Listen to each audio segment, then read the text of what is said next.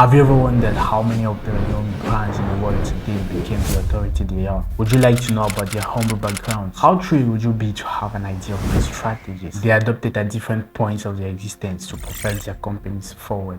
I'm taking this channel in a whole new direction. Lately, I've been highly interested in the different strategies many successful businesses have used to stand out in their respective industries. I found it so fascinating to see how tiny decisions can totally change the direction of a business or company. It's interesting to see how a group of people can gather up and come out with meticulously bright ideas that can mean a lot to the success of a franchise. It's in that spirit that I'm starting this new concept on this channel that I call the Big Minds.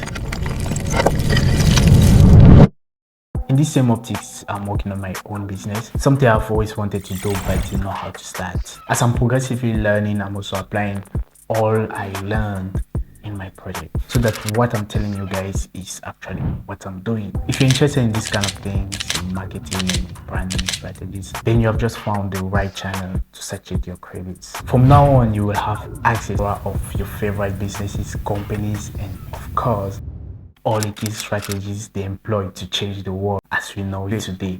Now, can you guess the company that's getting into the analysis form first? Apple. Many people in the world today may not know the founders of Apple or the brains behind the Porsche MacBook or slick iPhone they use. Just joking. My guess is most of you guys know. Or maybe not. But one certain thing is that Apple products is a popular choice among many people. And get this, it ain't just a type of people. We're talking crazy mix of races and background. People go bonkers when new Apple products about to drop, like serious FOMO vibes. It is that unfounded fear that plunges non-iPhone users into a sapping depression, especially when a new version of their product is about to be released. Let's be real, nobody wants to be left behind in this fast-paced world. So Apple fans are always trying to ditch their old gadgets for the latest ones. That thrill when you get when you unbox a new iPhone or MacBook, man, Apple users, they live for that stuff. What hold has Apple got on people to make them so attached to a brand like this? Especially when there are other amazing tech companies out there. What exactly has Apple done differently to be in the front line? Well, let's find out.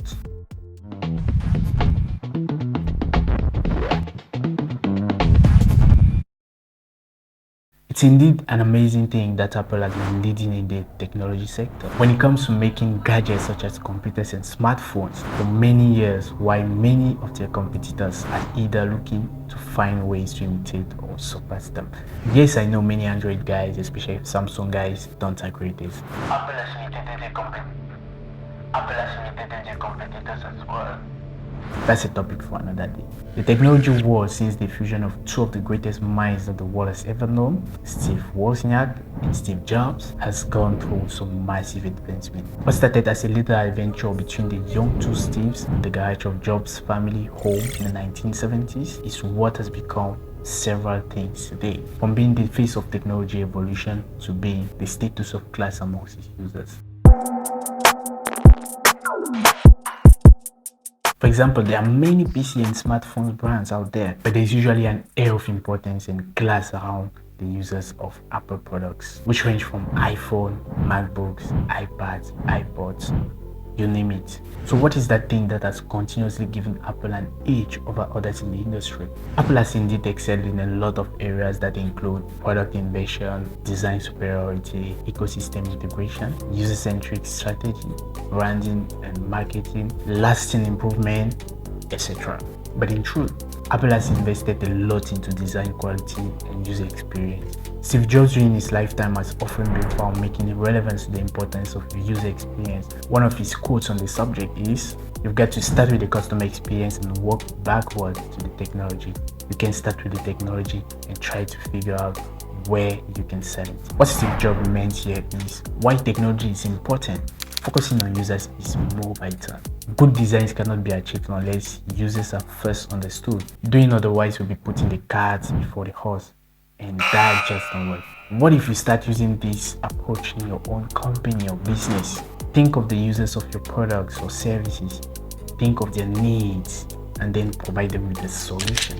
We'll be coming back a lot on this point in the series. A perfect example that brought user experience and satisfaction into play was in 1976 when the Apple company launched its first computer called Apple I. Steve Jobs had earlier secured a deal with Paul Terrell, who operated a computer chain store and promised to buy a sizable amount of units. But it was surprising when the order of the supposed Apple I came in, and it was no more than a package of assembly circuit boards as against the complete computers with cases, monitors, and keyboards that he had fantasized about. While Paul Terrell kept his word and paid for the products, the dissatisfaction of the client was not lost on the Apple CEOs, and that's what prompted them to commence with the production of Apple II, which hit the market in 1977, that is 1 year later. Unlike the previous products, Apple II had a redesigned TV interface that held the display in memory. In addition, it included graphics and color, and that by all standards was an improvement of the previous computer. Apple is where it is today through the simple understanding that its customers matter. This is empathy. Why Apple products may be that pricey, the original idea has never been about the money.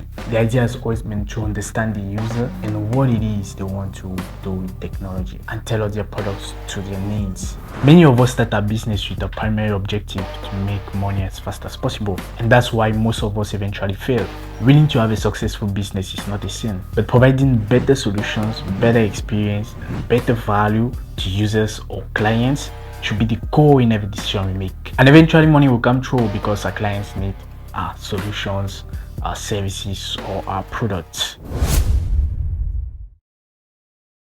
From the get-go, Apple's hardware integration has always orbited around building an easy and cohesive ecosystem by closely integrating hardware components across its product range. One important aspect of Apple's hardware integration is the close alliance between software and hardware teams to ensure harmony, maximizing performance, efficiency, and user containment. A good example of this integration is Apple's custom design chips, which are used in iPhones and iPads. What most people don't know is that these chips are purpose-built to work with zero hassle with Apple software, causing a rapid and more efficient performance, one that's not common in the industry.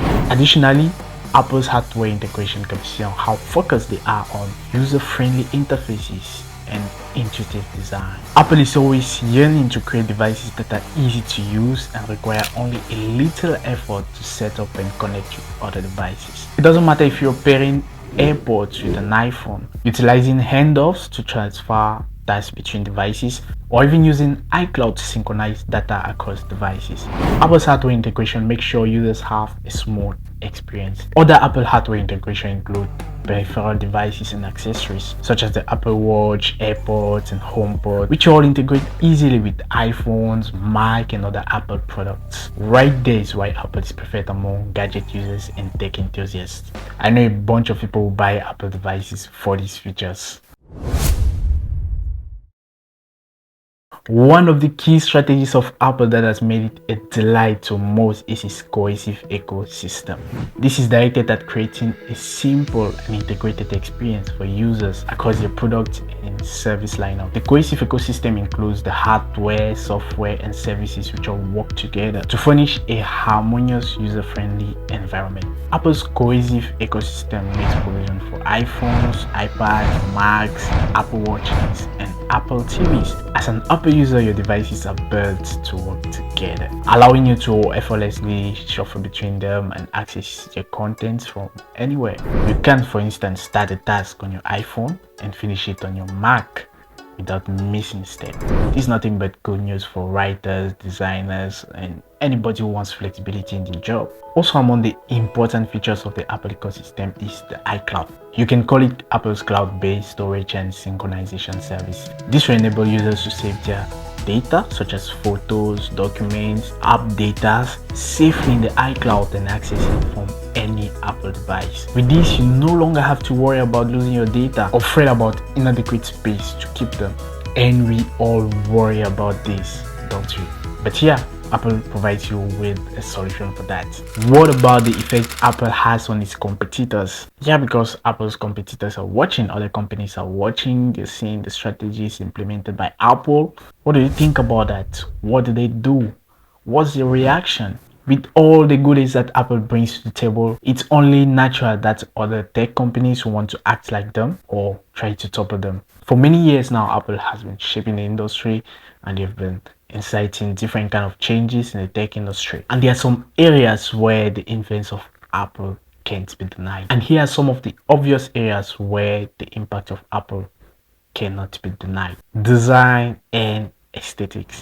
One of the reasons Apple has so many loyal customers is its sleek, subtle design and attention to detail. And today, almost everywhere you look, you can find the imprint of Apple. It has set a new standard for aesthetics in the tech industry. Now, many tech companies are looking for ways to have design as elegant as Apple's, without giving themselves away, obviously. Now, do you think any tech company or brand can take the place of Apple anytime soon? Personally, I don't think so, but we'll see. User experience. It has almost become an obsession for Apple to ensure that their users have a smooth experience when operating the product. Well, the outcome of this is other tech companies are getting the memo to level up their game by creating interfaces that are easy to use and increase satisfaction for consumers. Apple for more than 3 decades has been making strong waves in the tech world through its design and user experience. For more indications, user satisfaction tops the list of Apple, and this is what has endeared them to their customers globally. Other not to be made strategies include hardware integration and cohesive ecosystem that is mainly targeted at creating a simple and integrated experience for users all across their products and service range. These efforts have not only paid off, but they have put other techies on their toes across the board. There are many other strategies implemented in Apple's operations that we'll be seeing in next videos. Would you like to know the strategies that went into building another great company? Then you should subscribe to this channel if you don't want to miss the next episode of The Big Minds. If you enjoyed and learned something in this video, don't hesitate to like and share to your friends who want to start their own business or are stuck in their businesses. Together, let's make better solutions.